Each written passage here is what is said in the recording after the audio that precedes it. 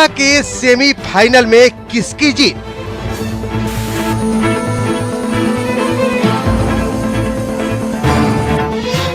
किसके सर सजेगा जीत का सेहरा?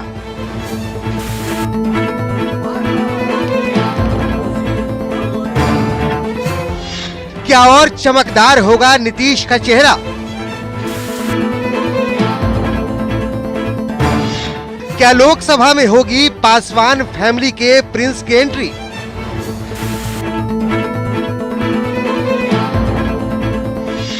कौन बनेगा किशनगंज का किंग?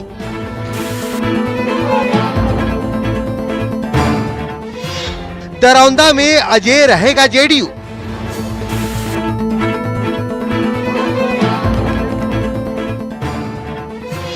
बेलहर में बचेगा गिरधारी का गढ़?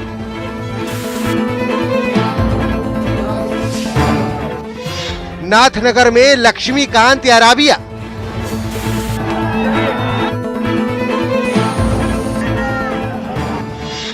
सिमरी बख्तियारपुर में किसका चलेगा सिक्का?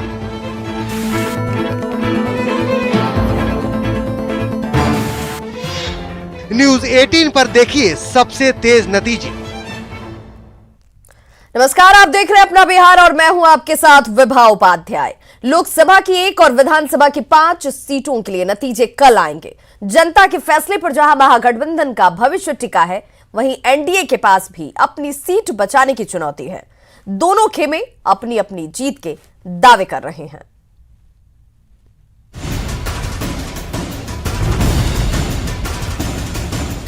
दो दिन पहले यानी 21 अक्टूबर को 5 विधानसभा और समस्तीपुर लोकसभा क्षेत्र की जनता ने अपने इरादों पर मुहर लगाया था। अब बारी है फैसले की। चंद घंटों बाद फैसले का फासला खत्म हो जाएगा। लिहाजा नेताओं के दिल की धड़कनें तेज है।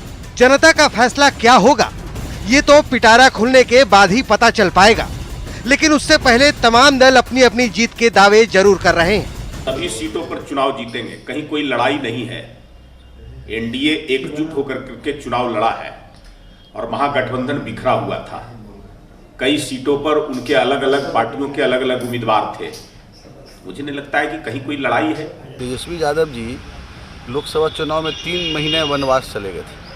पता नहीं इस बार कितने महीना का जाएंगे, मुंह छिपाए फिरेंगे। उपचुनाव के नतीजों का असर सरकार की सेहत पर नहीं पड़ेगा, लेकिन 2020 के सियासी कैनवास पर इस उपचुनाव के नतीजे बड़ा असर पैदा करेंगे। चुनावी दंगल में एनडीए जहां पुख्ता रणनीति के साथ नजर आया, वहीं महागठबंधन का मनमुटाव हर मोड़ पर दिखा।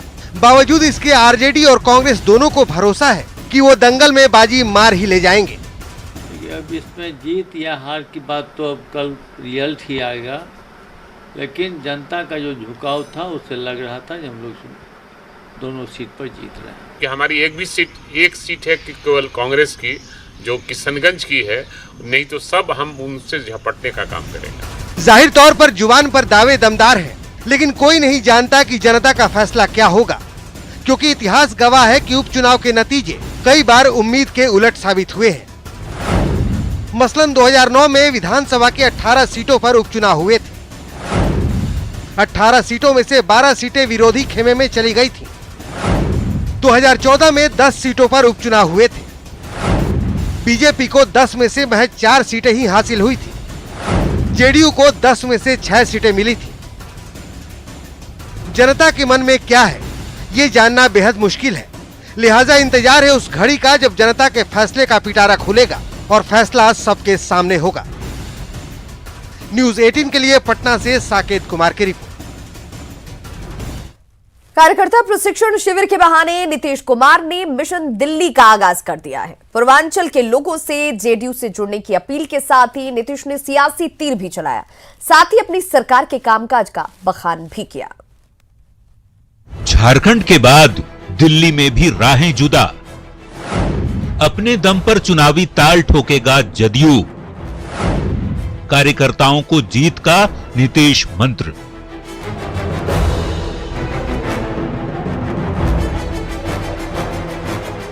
झारखंड के बाद दिल्ली में भी जेडीयू और बीजेपी की राहें जुदा हो गई हैं। पार्टी प्रमुख और बिहार के सीएम नीतीश कुमार ने बुधवार को दिल्ली के बदरपुर में कार्यकर्ताओं को जीत का गुरु मंत्र दिया। प्रशिक्षण शिविर में शामिल लोगों का उत्साह बढ़ाया।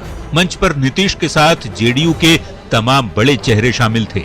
सभी ने अपने अपने अंदाज में बिहार सरकार के कामों की तारीफ करते हुए अपनी आवाज को पटना से दिल्ली की जनता तक पहुंचाने की कोशिश की। नीतीश कुमार ने अपने संबोधन में देश की राजधानी के लिए बिहार और बिहारियों पर जोर दिया। दिल्ली तो भाई देश की राजधानी है, और ये जो दिल्ली है वो देश के हर प्रदेश का है। ऐसा नहीं है कि जो दिल्ली प्रदेश है वो कोई अलग से कोई खास दिल्ली का है। जब से बिहार के लोगों ने हम लोगों को काम करने का मौका दिया है, अब बिहार के लोगों की इज्जत सब जगह बढ़ गई, चूंकि बिहार में इतना काम हुआ और बिहार के बाहर जितने लोग रहते हैं वो सब लोग अब शान के साथ कहते हैं कि हम बिहार से यहाँ पर आए काम करने के लिए और यहाँ हम काम करते हैं, और अब तो यहाँ के निवासी हो गए। जेडीयू के राष्ट्रीय अध्यक्ष नीतीश कुमार ने कहा कि अगर दिल्ली में रहने वाले बिहारी एक दिन भी काम न करें तो दिल्ली ठप हो जाएगी। उन्होंने कहा कि बिहार के लोग अपनी पहचान पहले छुपाते थे, लेकिन अब खुद को गर्व से बिहारी कहते हैं।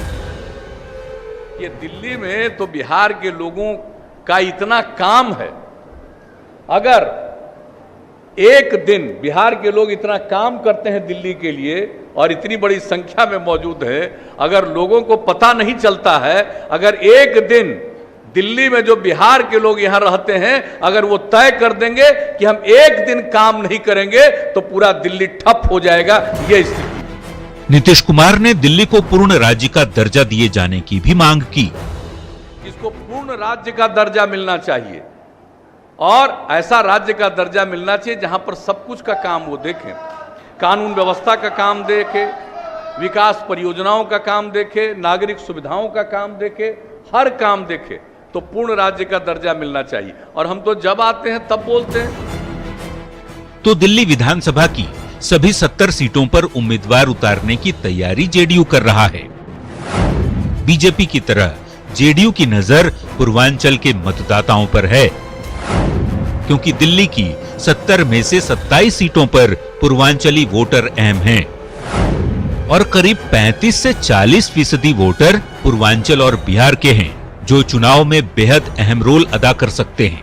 नीतीश की रणनीति जेडीयू को राष्ट्रीय पार्टी का दर्जा दिलाने की भी है। शायद इसी के चलते ज्यादा से ज्यादा राज्यों में पार्टी चुनाव भी लड़ रही है।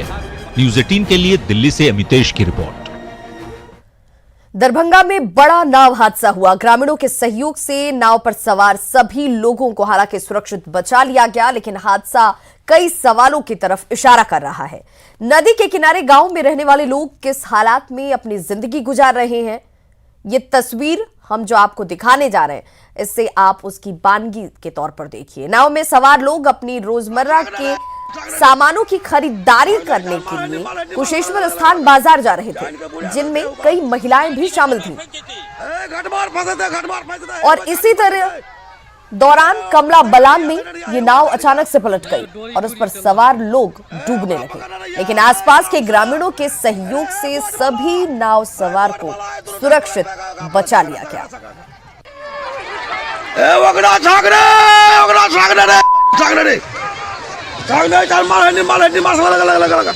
जान के बुढ़े आदल के हो बाप जान के घटमार फंसते घटमार फंसते है बेचारी मर जेते ए ओकरा धैर्य नहीं है उ बेचारी का जो डोरी टूट जेते अल्लाह के ए ओकरा पकड़ नहीं है आराम से अरे है बोट वाला है दोनों टाक पकड़ पे का पले सगरा घटमार पर जल्दी प्रशासन के बुलाओ। अरे बाप रे नाश कर देलकै हटवा डूबा देलकै ए देखो अल्लाह घटमार के जल्दी फसाओ घटमार है जान के मार लगे ना।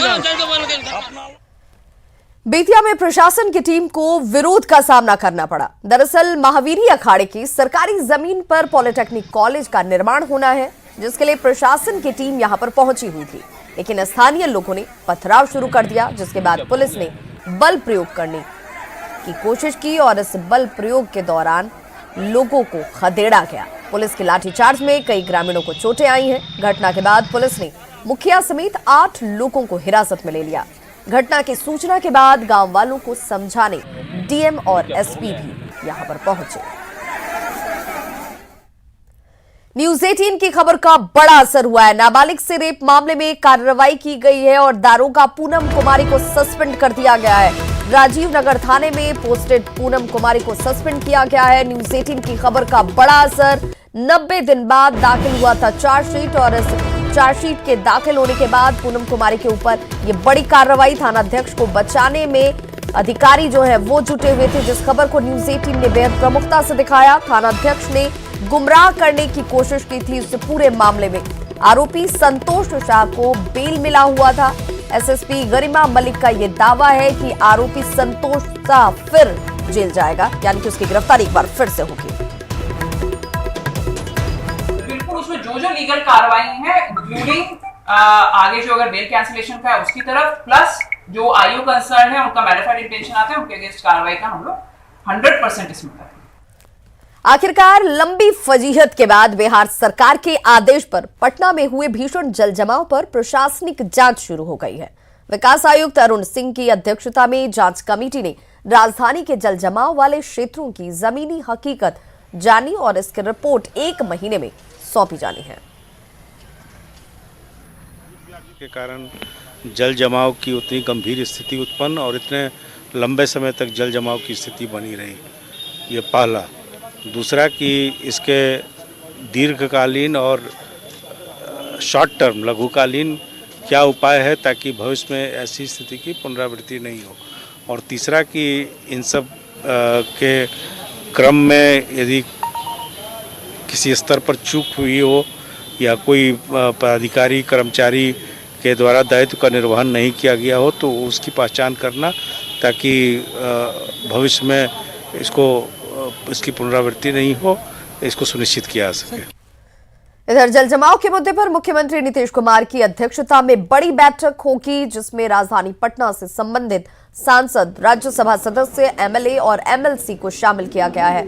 वहीं पटना डीएम, पटना आयुक्त, महापौर के अलावा वित्त विभाग समेत 6 विभाग के अधिकारी को भी इस बैठक में शामिल होने की बात कही गई है। केंद्रीय मंत्री रविशंकर को भी बैठक में शामिल होने का अनुरोध किया गया है। नगर विकास विभाग के प्रधान सचिव आनंद किशोर ने इसको लेकर पत्र जारी किया है।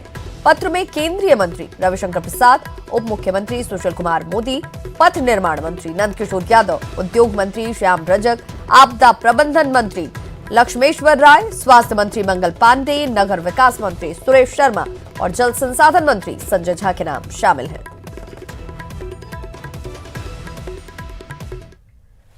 बिहार में डेंगू का कहर थमने का नाम नहीं ले रहा। हर दिन 100 से ज्यादा मरीजों में अब भी डेंगू की पुष्टि हो रही है और आलम यह है कि national vector borne disease control programme की रिपोर्ट ने स्वास्थ्य विभाग को सोचने पर मजबूर कर दिया है।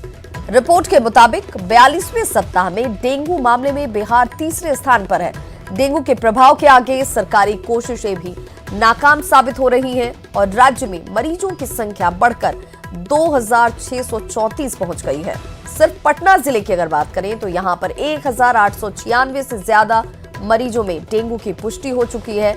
आज भी पीएमसीएच में 63 नए मरीजों में डेंगू की पुष्टि हुई, जबकि भागलपुर की बात कर लें तो अब तक 130 मरीजों में डेंगू की पुष्टि हो चुकी है। वहीं मुजफ्फरपुर में 48, नालंदा में 69, वैशाली में 71 लोग डेंगू के शिकार हो चुके हैं।